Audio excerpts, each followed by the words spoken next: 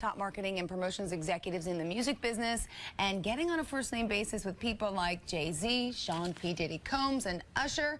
She knows them all, and now she's showing other young women how to climb the ladder of success in a male-dominated industry. She authored the book, The Hip Hop Professional 2.0, seen here, and Shanti joins us this morning to share some of her wisdom with us. So we all know the music industry can be a very tough business, to get into, and especially for a woman to be in. So how did you all get into this, and how did you overcome this? Well, for me, it was all about self-respect and self-love. And it was tough going into a male-dominated industry, but I wanted to let my work speak for itself. So I demanded that respect when I was placed in some of those compromising situations. So what was it, the perseverance? How did you just, you stood focused and you stood straight and ignored that pressure? How did you do it? I did, and when I was younger and coming into the industry, I wore a lot of baggy clothes, and I kind of almost used that as my uniform to divert the attention from some of the sexual advances. So people looked at me for my work. All right, now what would you say you attribute your success to? I mean, you started now working as an intern, right? Even before you graduated college, and then you got a job in PR? Actually, I got a job in promotions at LaFace Records, but I attribute my success to all of the hard work that I put into while I was in college. I encourage students to get involved in as many activities as possible. I interned, I worked at the radio station, I wrote for a campus newsletter. I was all over the place and determined to make it in the business. That's what I tell a lot of young people today. Internship. You got to work for free. Absolutely. And hard work and dedication, people will respect that, and you kind of take your networks and your contacts with you in the future. Absolutely, and a lot of employers, they look back at past interns that did a great job when they're looking for new employers. All right, in any job now, your reputation, of course, precedes you. So how does that affect young people today? Because especially all this business on social media. Any advice? There's no really good social media etiquette out there. So I encourage all the students to really think about what you're putting out there, because it lives forever.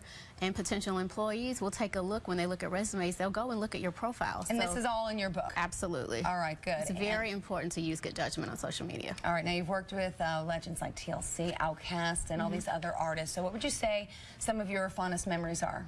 Oh my gosh, well, Outkast is their 20-year anniversary. I started working with them 20 years ago to this date.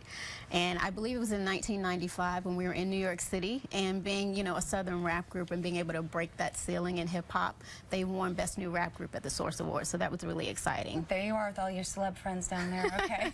And working with all these celebrities, though, was it hard to stay focused and keep grounded? I mean, because sometimes, a lot of people look up to and they're in shock and they're in awe. So did you treat celebrities like they were just regular people? I did. And see, my mom taught me years ago to stay humble and grounded. Yep. And so when I started working with a lot of celebrities, I was like, these folks are just like I am. They just have a few more dollar signs behind their name. Yeah. So what made you decide to walk away?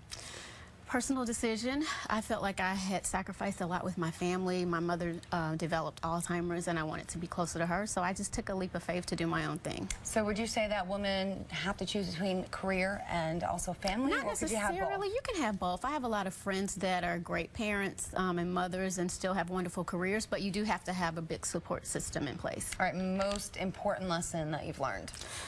To encourage myself. Because this is a big industry and people are always looking for others to help you, but you got to be able to do it yourself.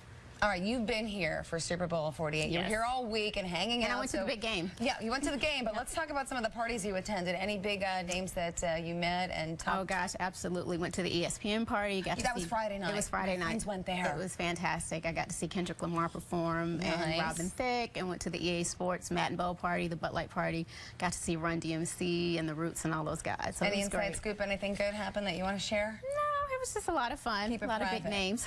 Good. Well, thank you so much, Shanti. Again, we'll pick up your book, and thank you for coming in this morning. I appreciate it. Thank you so much. All right.